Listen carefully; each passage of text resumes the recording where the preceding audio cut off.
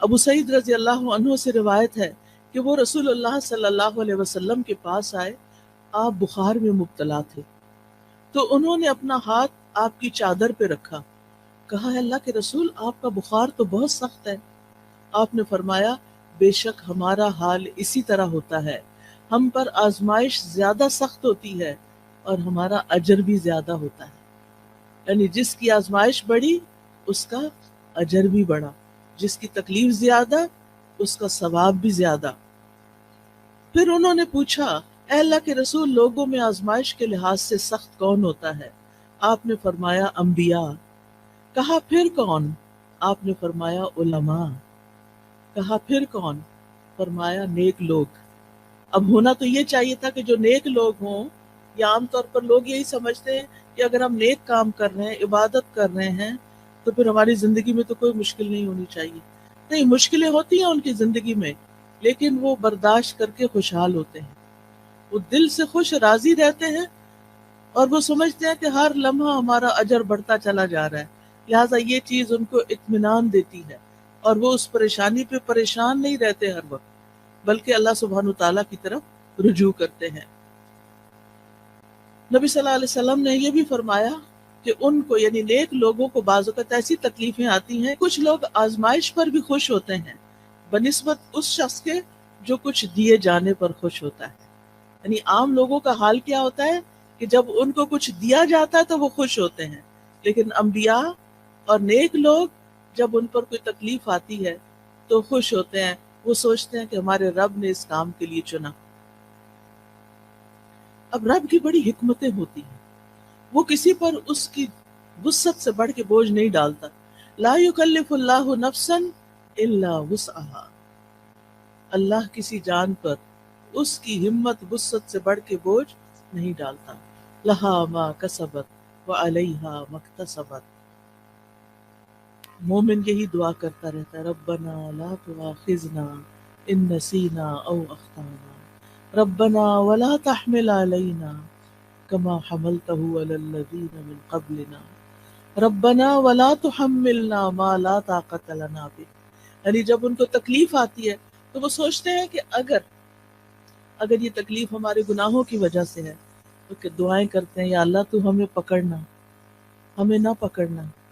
اگر ہم بھول گئے یا ہم نے کوئی غلطی کر لی ہے تو اس پر ہماری پکڑ نہ کر،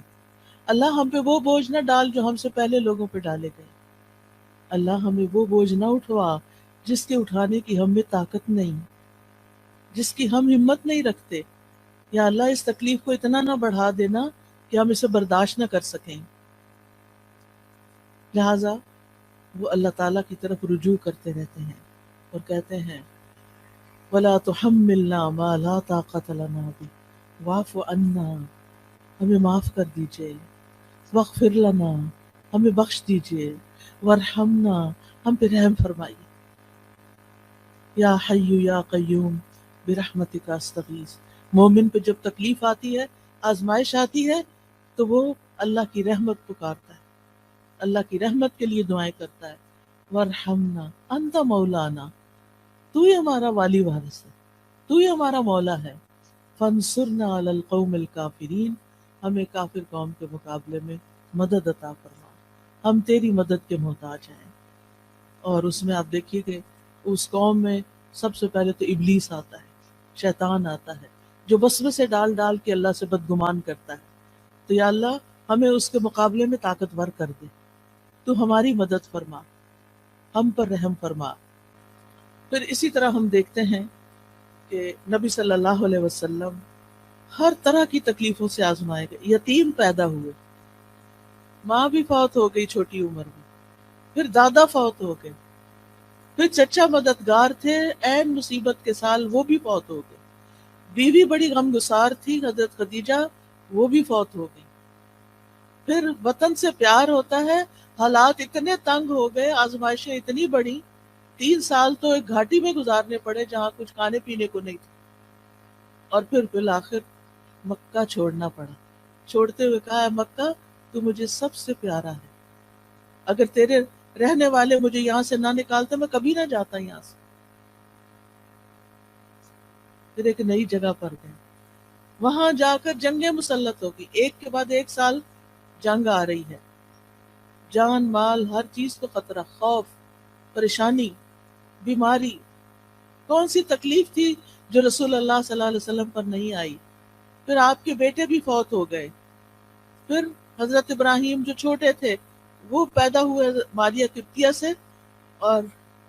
ان کی وفات پر آپ رو دیے، آپ کی آنکھوں سے آنسو گر رہے تھے۔ صحابہ بڑے حیران ہوئے کہ آپ بھی روتے ہیں۔ آپ نے فرمایا ان العین تدمع والقلب والقلب يحزن ولا نقول الا ما يرضى ربنا وانا بفراقك یا ابراہیم لمحزونون۔ آنکھیں روتی ہیں، دل غمگین ہوتا ہے، اور ہم وہی بات کہتے ہیں جس سے ہمارا رب راضی ہوتا ہے۔ دل میں غم ہے، آنکھوں میں آنسو ہیں، یہ منع نہیں ہے، یہ ہوگا، لیکن زبان سے کوئی ایسی بات نہیں نکالیں گے جو رب کو ناراض کرے۔ اور اے ابراہیم، تیری جدائی سے ہم بڑے غمگین ہیں، یہ تو ہمیں چھوڑ گیا ہے، ہمیں غم ہے۔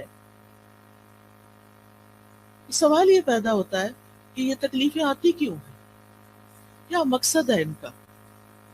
تو سب سے پہلی بات تو یہ کہ اللہ تعالیٰ ہمارا امتحان لیتے ہیں۔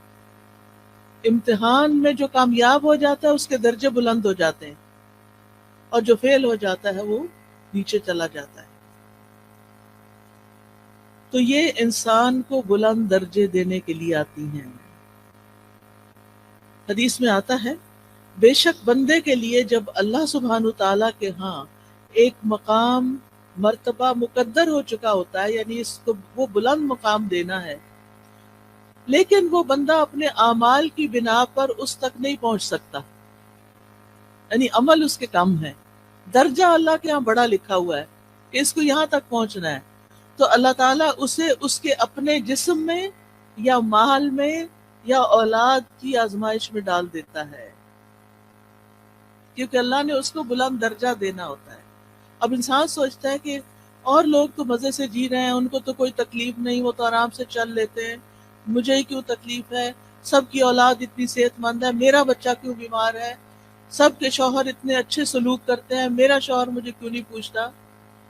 یہ دراصل آپ کا امتحان ہے، آپ اس تکلیف سے گزر رہی ہیں،